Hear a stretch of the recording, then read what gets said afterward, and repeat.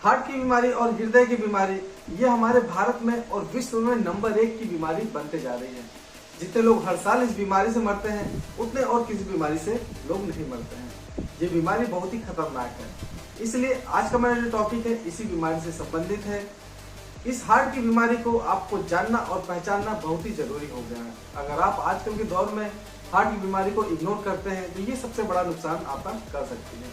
तो दोस्तों, मेरे ये वीडियो में मैं आपको इसी बीमारी के बारे में समझाने जा रहा हूँ कि ये जो बीमारी है, हार्ट की बीमारी है, किस चीजों से होती है जिसे हम नजरअंदाज करते हैं। आज की वीडियो में मैं उन 2 चीजों के बारे में आपसे डिस्कस करूंगा जो आपकी हार्ट की बीमारी लाने में सबसे ज्यादा इम्पोर्टेंट कार्य करते हैं, या यह कह लें कि जो 2 चीजें के बारे में डिस्कस करूंगा वह आपके हार्ट की बीमारी लाने का सबसे मेन कारण वही है। दोस्तों, उसे कहते हैं चर्बी। ये जो चर्बी होती है ये 2 प्रकार की चर्बी होती है, एक होती है कोलेस्ट्रॉल और एक होती है ट्राइग्लिसराइड। मैंने एक वीडियो कोलेस्ट्रॉल के बारे में बनाया है जिसका लिंक मैं आपको ऊपर दे रहा हूँ, वहां से आप उसको क्लिक करके दे सकते हैं।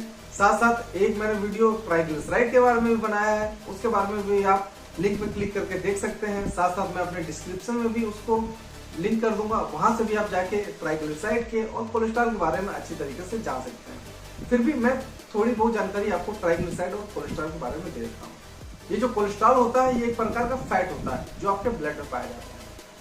ये लगभग 60 से 70% आपके लीवर के द्वारा ही बनाया जाता है और लगभग 20-25% ये आपके बाहर के खानों से आता है। बाहर के खानों का मतलब ये होता है, ये जो कोलेस्ट्रॉल है ये सिर्फ जो एनिमल फूड्स होते हैं उन्हीं के द्वारा आता है। यानी कि जो आप मांस खाते हैं, मछली खाते हैं, एग्स खाते हैं, या ये कह लें कि किसी भी प्रकार का जो भी एनिमल फूड है उसका आप सेवन करते हैं, उसके द्वारा आपके शरीर के अंदर कोलेस्ट्रॉल की मात्रा बढ़ती है।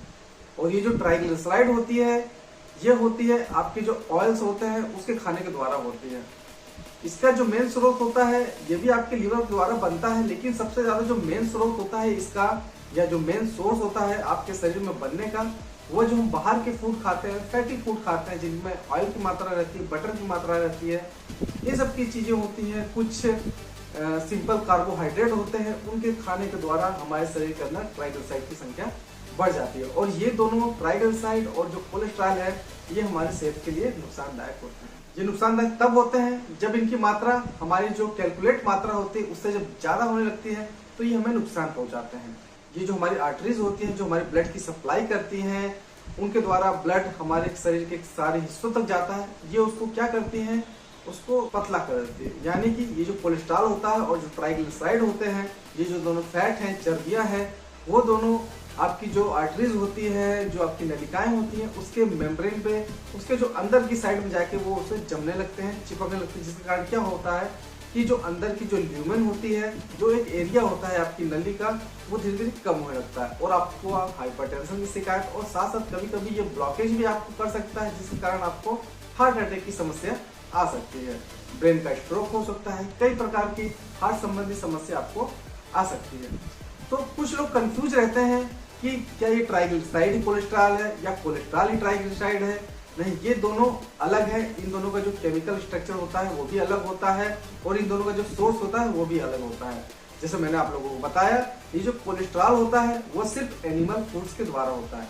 इसीलिए हम ज्यादातर कोई अगर हार्ट के पेशेंट होते हैं तो उनको कहते हैं कि आप रेड मीट या जो आप चिकन खाते हैं या जो मांस खाते हैं उसको आपको उससे अवॉइड करना चाहिए।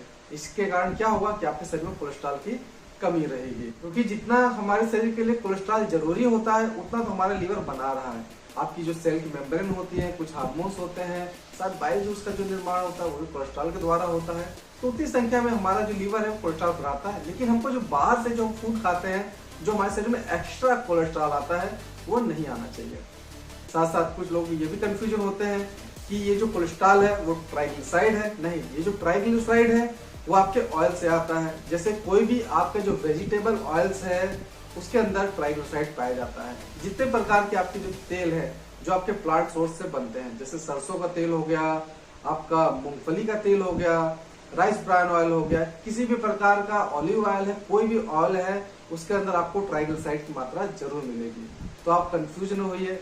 और एक बात और आपको बताना चाहता हूँ, आप जब बाजार में जाते हो, आप ऑयल खरीदते हो, तो जो मार्केटिंग कंपनियां वो किस प्रकार से आपके दिमाग के साथ खेलती हैं, आपको भ्रमित करती है, इसका उदाहरण मैं आपको देता हूँ। उनके जो ऑयल का पैकेट है उस पर लिखा रहता है कोलेस्ट्रॉल फ्री। भाई कोलेस्ट्रॉल फ्री तो ऑयल हमेशा रहता है, क्योंकि वह वनस्पति ऑयल से बनता है और उसके अंदर वनस्पति या जो प्लांट सोर्स होते हैं उसके अंदर कोलेस्ट्रॉल नहीं पाया जाता, ऑलरेडी वो कोलेस्ट्रॉल फ्री होता है। लेकिन ये जो मार्केटिंग कंपनियां हैं आपको भ्रमित करती हैं कि ज्यादा आप उनके ऑयल की बिक्री करें, आप उनके ऑयल को खरीदें, क्योंकि इसके अंदर कोलेस्ट्रॉल फ्री है। आप भी जब जाएंगे खरीदने तो आपको लगेगा अरे वाह इसके अंदर कोलेस्ट्रॉल नहीं है, लेकिन वो ये नहीं बताते कि इसके अंदर ट्राइग्लिसराइड है। 100% ट्राइग्लिसराइड आपके ऑयल में पाया जाता है। तो कंपनियों के चक्कर में अगर आप फंसेंगे तो आप अपने शरीर को नुकसान कर सकते हैं। आपको अगर ऑयल खाना है तो आपको काफी कम मात्रा में खानी है, या आजकल ऐसा फैशन में आया है कि जो ऑयल फ्री या जो जीरो ऑयल फ्री का जो फूड मेकिंग होता है उसके द्वारा भी आप क्या कर सकते हैं, आप ऑयल की जगह पानी से अपने खाने को पका सकते हैं। तो इसको भी आपको ट्राई करके एक बार देखना चाहिए। तो अब आपका धीरे धीरे कंफ्यूजन दूर होने लग गया होगा कि ये जो ट्राइग्लिसराइड है वही कोलेस्ट्रॉल है, या जो कोलेस्ट्रॉल है वही ट्राइग्लिसराइड है। आपका कंफ्यूजन धीरे धीरे और भी दूर होता जाएगा। अगर आप इस वीडियो को और ध्यान से देखेंगे तो आपका जो ये डाउट है वो भी क्लियर हो जाएगा। अगर ये दोनों अलग अलग नहीं होते तो इनकी दवाएं भी सेम होती है, लेकिन इनकी जो दवाएं हैं, कोलेस्ट्रॉल को कम करने की जो दवाएं आती हैं वो स्टेटिन ग्रुप की आती हैं, और जो आपके ट्राइग्लिसराइड को कम करने की जो दवाएं आती हैं वो फाइब्रेट ग्रुप की आती हैं।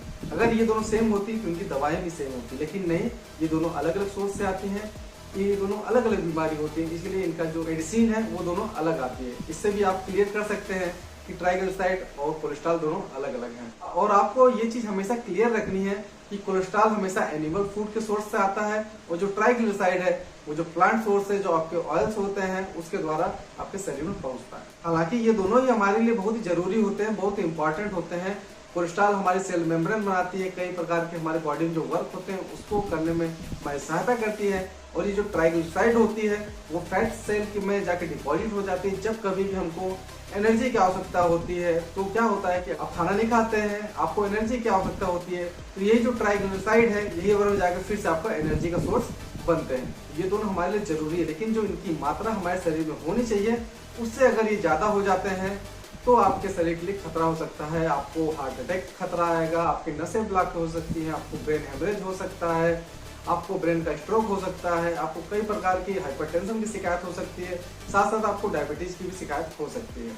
जैसे कि मैंने पहले ही बताया, अगर आपको ट्राइग्लिसराइड और कोलेस्ट्रॉल के बारे में विस्तार से जानना है तो जो मैंने आई बटन पे आपको दिया है वहां से आप क्लिक करके देख सकते हैं। साथ साथ डिस्क्रिप्शन में भी आप जाके कोलेस्ट्रॉल और ट्राइग्लिसराइड के बारे में जान सकते हैं। तो दोस्तों अब तो आपका डाउट क्लियर हो गया होगा कोलेस्ट्रॉल और ट्राइग्लिसराइड के बारे में। आप अपने आप को हेल्दी रखना चाहते हैं तो दोनों को आपको समय समय पे चेक कराना चाहिए, समय समय पे टेस्ट कराना चाहिए। लिपिड प्रोफाइल टेस्ट आप करा सकते हैं, उसके अंदर आपको ट्राइग्लिसराइड और कोलेस्ट्रॉल की मात्रा का जो आपका रेंज है वो आसानी से दिखाई देगा। अगर बढ़ा हुआ होगा तो कुछ एक्सरसाइज करनी है, कुछ आपने फूड आइटम में आप उसको बदलाव कर सकते हैं। अगर उससे भी नहीं ठीक हो सकता तो आपको अपने डॉक्टर के पास जाकर मिलना है। डॉक्टर आपके रेंज के हिसाब से आपकी जो दवा है उसको प्रिस्क्राइब करेगा, उस दवा को आप खा के अपने शरीर में कोलेस्ट्रॉल और ट्राइग्लिसराइड की मात्रा को कम कर सकते हैं। मैं उम्मीद करता हूं कि ये वीडियो ट्राइग्लिसराइड और कोलेस्ट्रॉल के बारे में अंतर समझाने के लिए आप लोगों को काफी फायदेमंद हुआ होगा।